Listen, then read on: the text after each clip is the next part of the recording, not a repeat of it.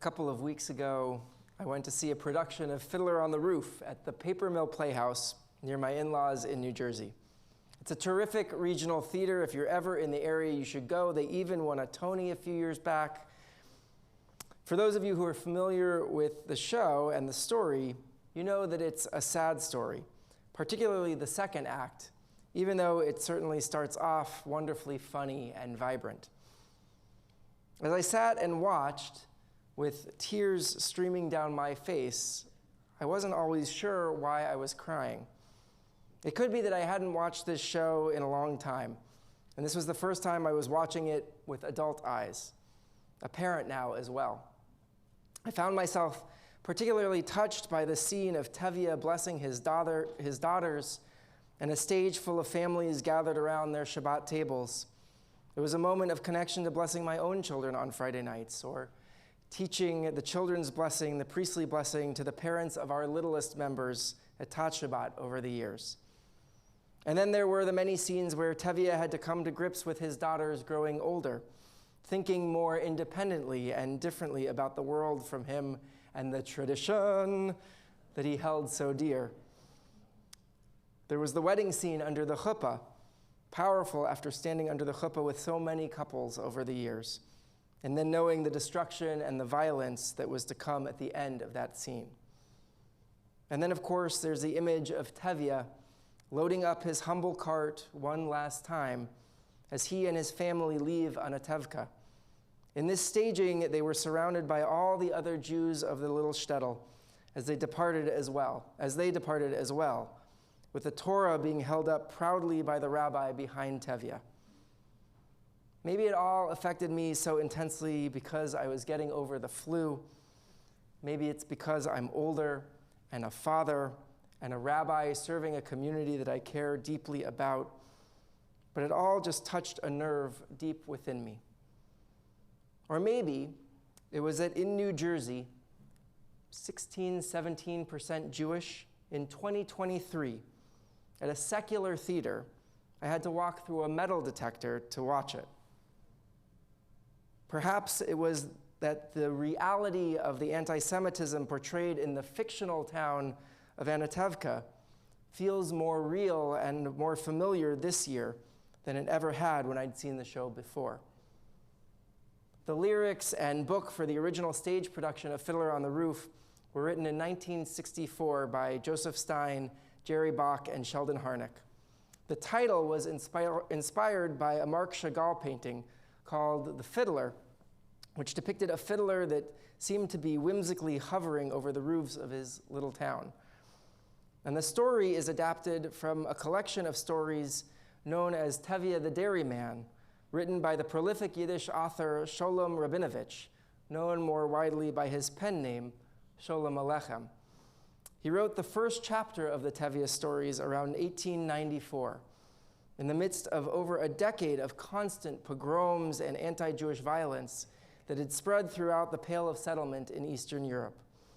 And the playwrights set it in 1905 in a typical, albeit fictional, shtetl they called Anatevka. As Jerry Bach explained in an interview when he began conversations with Jerome Robbins about creating a film adaptation of the show, Robbins asked him, "What is the piece about?" To which Bach eventually, after a number of other answers, responded, "Well, I guess it's about the dissolution of this community's life, the breakup of tradition." Perhaps it's a heartbreaking story because it happened so many times to our people throughout Jewish history. Indeed, Jewish educator Avram Infeld suggests that we don't have Jewish history, we have Jewish memory. Or said in the words of the Passover Haggadah, at the Seder, we are commanded to recount what God did for me when I went forth from Egypt. As Jews, we don't see history as some faraway, remote incident that happened to a particular group of people in a particular moment in time. Rather, we see it as what happened to us. This may be because so many of the tragedies that happened in Jewish history seem to happen over and over and over again. But I also think that part of what is powerful about Fiddler on the Roof is that it evokes a sense of empathy and connection, not just for us Jews, but as is evidenced by its incredible success throughout its history and around the world for non-Jewish audiences as well. It is an incredibly human story about the pain and difficulty of changing times, or what it is to be treated as an other, of the scariness and fragility of what it is to be a Jew in the world, and the tensions between tradition and modernity. We are affected by this story precisely because of its and our humanity. Indeed, this idea of opening ourselves up to the experiences of others, whether they are like us or, perhaps even more importantly, if they are not like us, is an important element of this week's Torah portion as well. Or at least this week's Parsha offers a cautionary tale. In Parshat Va'era, we find the first 7 plagues that battered the Egyptians. After each of the first 5 plagues, we read that Pharaoh's heart is strengthened or hardened. Vayechazak lev paro, or Pharaoh remains stubborn. Vehechabed et libo. Literally, his heart becomes heavy. Those verbs are powerful, chazak and kaved. His heart grew firm and heavy, suggesting that he was somehow incapable of understanding pain or misery. As next week's bar mitzvah, Jonah, don't worry, I'm not going to quote you too much here. As next week's bar mitzvah, Jonah will insightfully point out in his Devar Torah, in next week's Parsha, in which we read the final 3 plagues, Pharaoh's heart changes from hardening itself to God hardening Pharaoh's heart. Jonah argues that one way of understanding this is that God is trying to teach Pharaoh empathy. But then, even though we don't often side with Pharaoh, there's something to learn from this phrase that's repeated over and over again. Pharaoh hardens his heart. He shuts himself off from the pain and the suffering of the Israelites.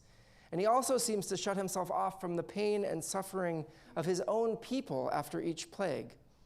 Maimonides explains that God did not force Pharaoh to choose evil. It was Pharaoh's own doing. Once he persisted in his course of action, it became more and more irresistible. It's something we can relate to.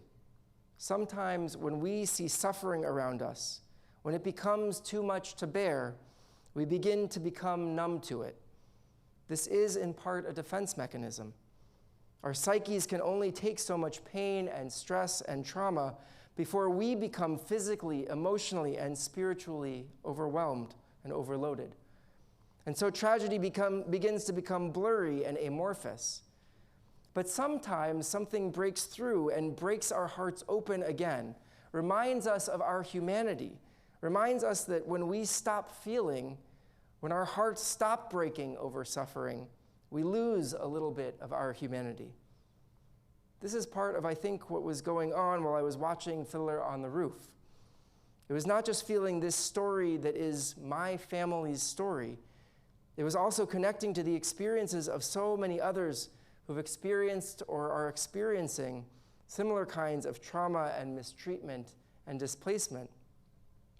My heart was breaking for the over 1,300 Israeli lives lost on October 7th and in the nearly 100 days of fighting that have followed.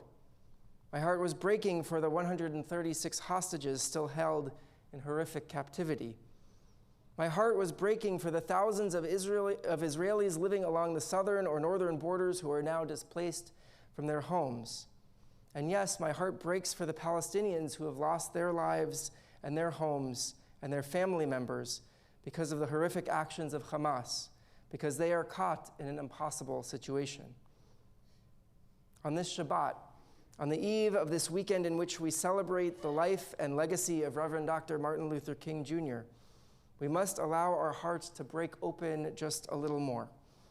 Not just for our Jewish brothers and sisters who are suffering, but for all who are suffering or oppressed and mistreated because of some aspect of their identity, around the world and here at home as well.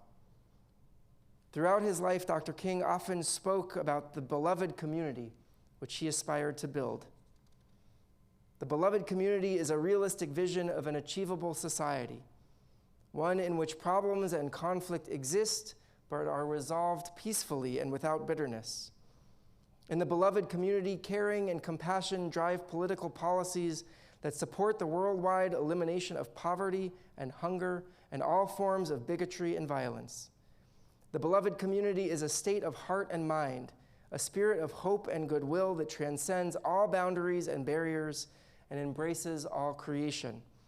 At its core, the beloved community is an engine of reconciliation.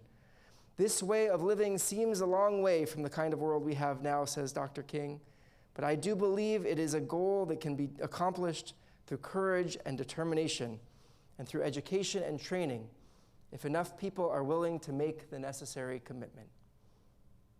This profound message of Dr. King's adorned the walls around his burial site in Atlanta, in the middle of the Sweet Auburn neighborhood where he grew up, next door to Ebenezer Baptist Church, the church his family built.